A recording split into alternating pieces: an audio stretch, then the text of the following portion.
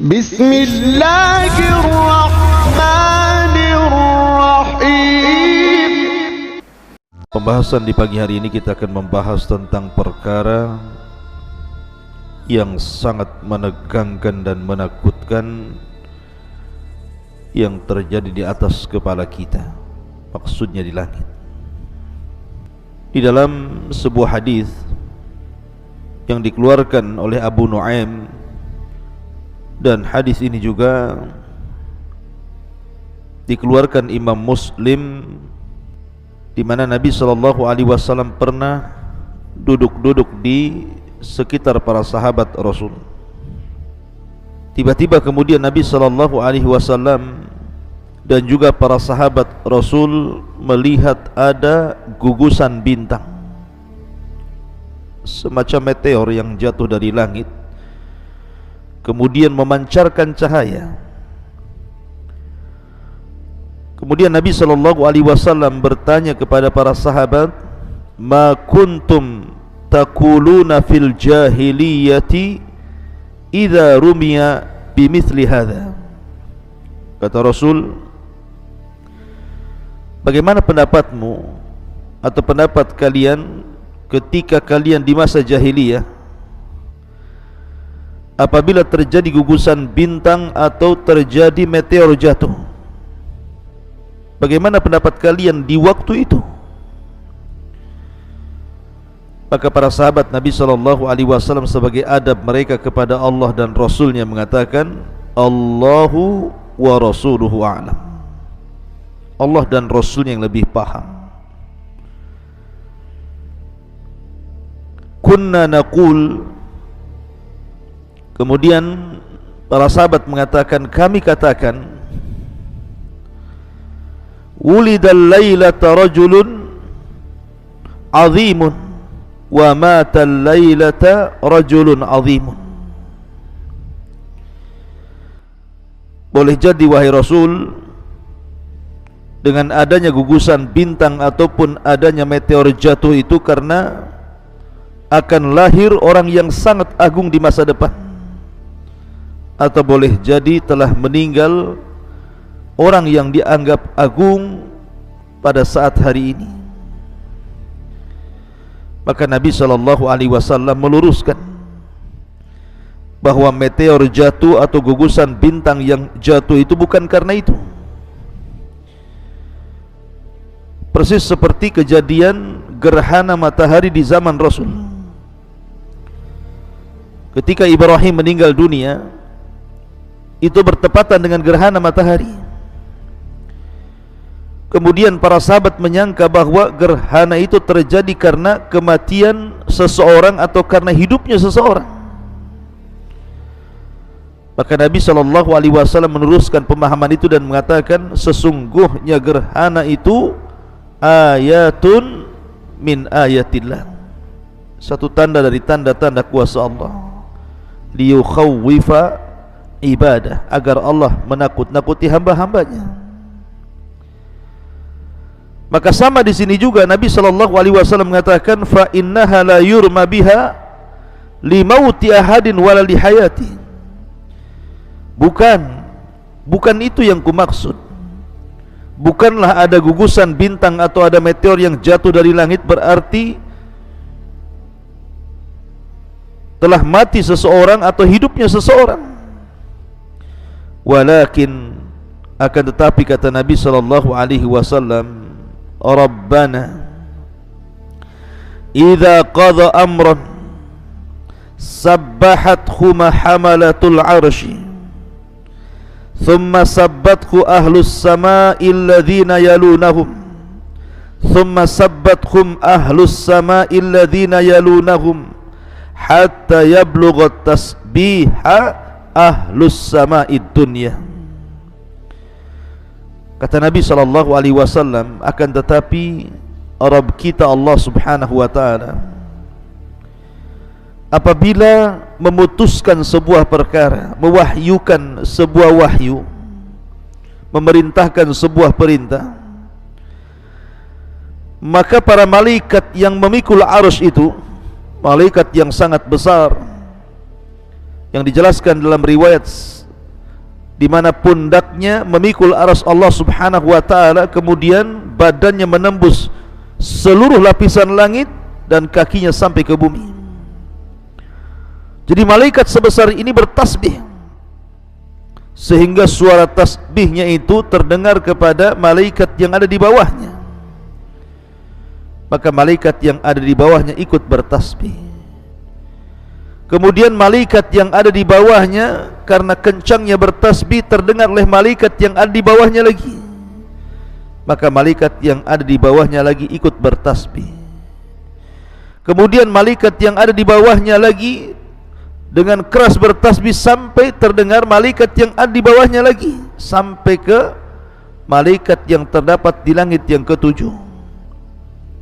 Dan begitu seterusnya sampai diikuti tasbihnya kepada malaikat yang ada di langit ke-6, ke-5, ke-4, ke-3, ke-2 sampai ke-1, sehingga langit bergema dengan tasbih membersihkan nama Allah Subhanahu wa taala. Tsumma yaqulun, kemudian mereka pun berkata, alladzina yaluna hamalatal arsy li hamalatil arsy.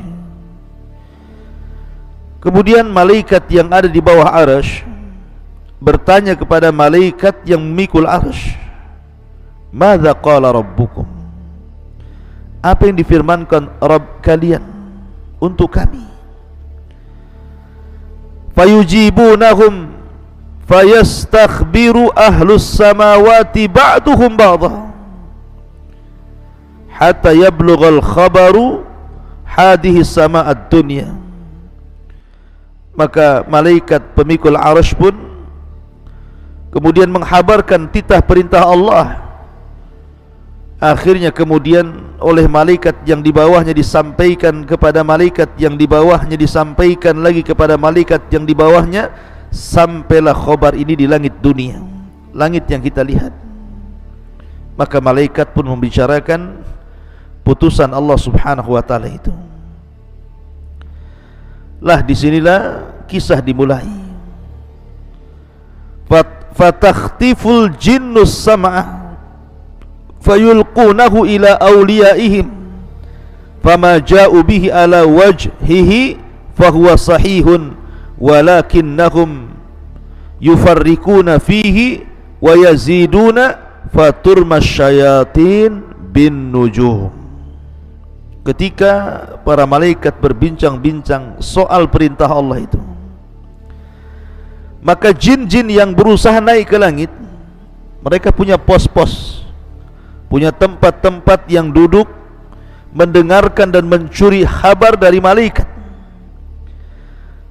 Karena mereka tidak sabar, terkadang baru dapat satu kalimat, langsung kemudian kalimat itu disampaikan kepada jin yang berikutnya, kemudian disampaikan kepada jin yang berikutnya, sampai kepada jin yang ada di bumi.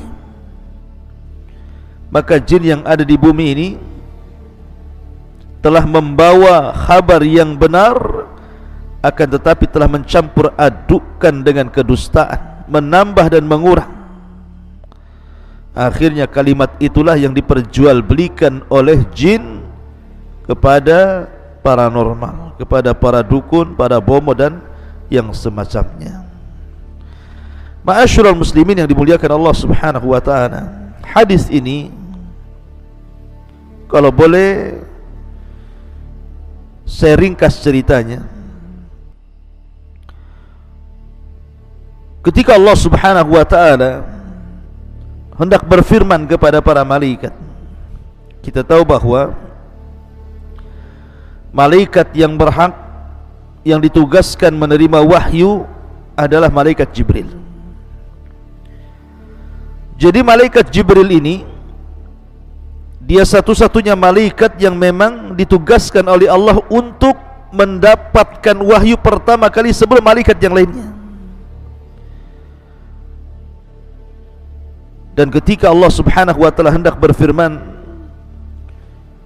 maka suara firman Allah Subhanahu wa taala itu dijelaskan, idza arada Allah an yuhiya bi amrihi takallama bil wahyi fa idza takallama akhadatis samawati minhu rajfah aw ra'dah fa idza sami'a dzalika ahlus samawati su'iqu wa kharru lillahi sajida. Jadi apabila Allah Subhanahu wa taala hendak mewahyukan sesuatu, menurunkan wahyu, maka langit itu akan bergoncang. Kenapa demikian? Karena takutnya malaikat yang ada di langit itu kepada Allah Subhanahu wa taala. Maka mereka mengepakkan sayapnya karena takut luar biasa sehingga menggetarkan langit. Maka apabila penduduk langit kemudian mendengar firman Allah Subhanahu wa taala, maka mereka mendengar seperti suara gemerincing besi yang dipukul-pukul di atas batu, dan itu menjadikan mereka pingsan. Kemudian mereka pun tersungkur sujud. Maka yang pertama kali siuman dan mengangkat kepalanya adalah Jibril.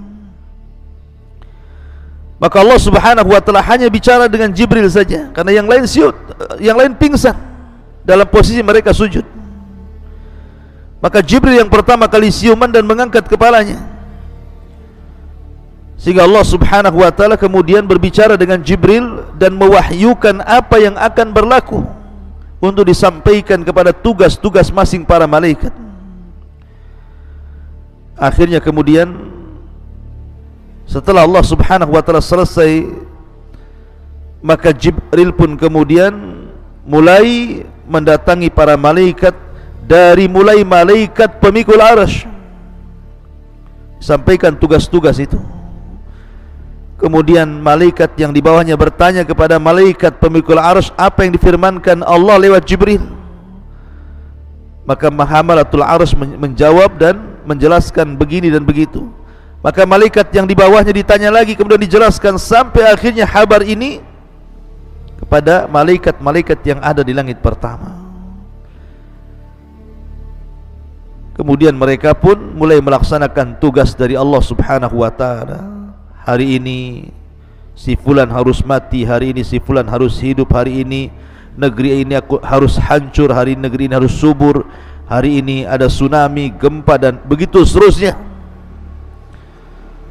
Karena bagaimanapun Allah Subhanahu wa taala itu fi kulli yaumin huwa fi sya'ni, dia memiliki kesibukan untuk menerapkan qada dan qadarnya kepada alam semesta ini, termasuk juga kepada manusia. Dan itu yang kemudian ditugaskan oleh Allah adalah para malaikat. Lah ketika malaikat yang ada di langit pertama ini sedang berbincang-bincang soal perintah qada dan qadar Allah Subhanahu wa taala, maka jin-jin yang ada di langit yang disebutkan dalam hadis Nabi sallallahu alaihi wasallam, idza qadallahu al-amra bis sama'i dharabatil malaikatu bi ajnihatiha khud'anan liqaulihi ka'annahu silsilatun ala safwan. Apabila Allah Subhanahu wa taala memutuskan sebuah perkara di langit, maka para malaikat akan mengepak-ngepakkan sayapnya karena merendah dirikan mereka kepada Allah Subhanahu wa taala, karena takutnya mereka kepada Allah Subhanahu wa taala, dan seolah-olah suara itu seperti suara gemerincing besi, rantai besi yang dipukul-pukulkan di atas batu. Fa idza fuzya an qulubihim, apabila telah dicabut perasaan takut mereka, mereka mengatakan madza qala rabbukum, apa yang difirmankan Rabb kalian? Qalul haq, maka para malaikat yang ada di langit kemudian mengatakan Allah Subhanahu wa taala telah berfirman dengan kepastian, dengan kebenaran. Lah ketika kemudian para malaikat yang di langit pertama berbincang-bincang inilah kemudian dijelaskan fahyasmauha mustarikus sam'i, maka para pencuri berita dari kalangan jin mulai mendengar. Wa mustarikus sam'i hakadha ba'duhu fawqa ba'din wa wasafa Sufyanu biyadi. Dan Sufyan Ats-Tsauri mensifati orang yang mencuri kabar itu, maksudnya dari kalangan jin, seperti ini dan seperti ini, kemudian seperti ini, seperti ini, seperti ini sampai ke langit. Seperti kalau kita lihat orang panjat pinang, lomba panjat pinang, seperti itulah. Terkadang bisa ribuan jin mulai dari bawah sampai ke pos-pos mereka, tempat mustariqus sam'i itu, tempat pencurian berita dan kabar yang diperbincangkan para malaikat yang merupakan titah perintah Allah Subhanahu wa taala. Kemudian apabila mereka betul-betul berhasil mendengar satu kalimat, maka fayulqiha ila man tahtahu thumma yulqiha ila al-akhar ila man tahtahu hatta yulqiha ala lisani sahir awil kahin. Maka apabila berhasil mendapatkan satu kalimat, maka kalimat ini akan disampaikan kepada jin yang di bawahnya, dari jin yang di bawahnya kepada jin yang di bawahnya lagi, kepada jin yang di bawahnya lagi, sampai kepada jin yang paling bawah yang ada di permukaan bumi. Barulah kemudian jin yang ada di permukaan bumi ini, mereka berbisnis dengan kalangan kahin dan sahir, tukang sihir dan juga tukang dukun. Kemudian disitulah terjadi deal-dealan antara paranormal, para dukun, para bomo dengan bangsa jin. Terjadi kerjasama dan bisnis di antara mereka. Kemudian warubbama alqaha qabla an yudrikahu, tetapi terkadang jin-jin itu juga tidak berhasil sampai ke langit, karena akhirnya mereka pun dilempar oleh meteor-meteor itu, oleh gugusan-gugusan bintang itu hingga terbakar dan mati. Makanya Allah Subhanahu wa taala berfirman menghikayatkan ucapan para jin, wa anna lamasna as-samaa'a fawajadnaha muliat harashan syadida wa syuhuba. Ketika kami berusaha menyentuh langit, maka kami dapati langit itu penuh dengan penjagaan para malaikat dan meteor-meteor yang menghantam, menyerang mereka dan membakar mereka sehingga membunuh mereka. Makanya dalam ayat yang lain, wa inna kunna naq'udu minha maqa'ida lis-sam'i faman yastami'il ana yajid lahu shihaban rasada. Dan terkadang kami duduk di tempat-tempat pencurian kabar berita yang ada di langit, maka barang siapa yang berusaha untuk mendengar, mencuri-curi kabar dari langit, terkadang datang meteor dan menghantam mereka, mengintip mereka, hendak membakar mereka. Ya, karena salah satu fungsi bintang itu disebutkan para ulama dalam kitab Tauhid adalah untuk melempar syaitan, rusuban li syayat, syuhuban li syayatin, untuk membakar setan-setan. Kemudian sahabat Nabi SAW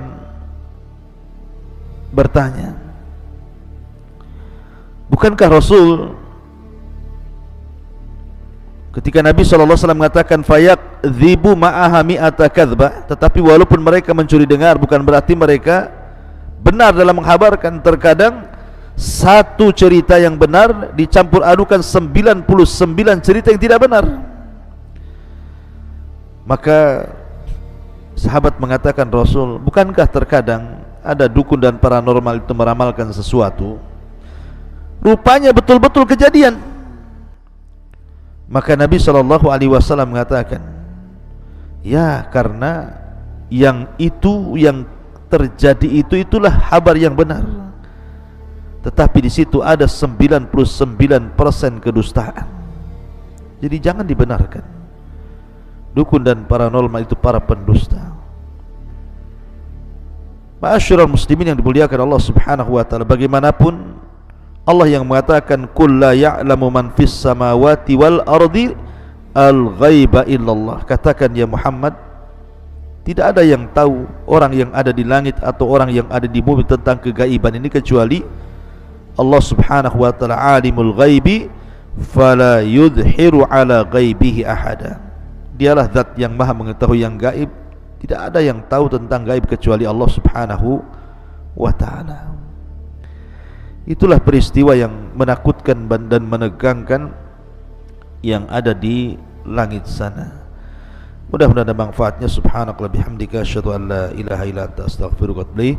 Allahu ta'ala. Assalamualaikum warahmatullahi wabarakatuh.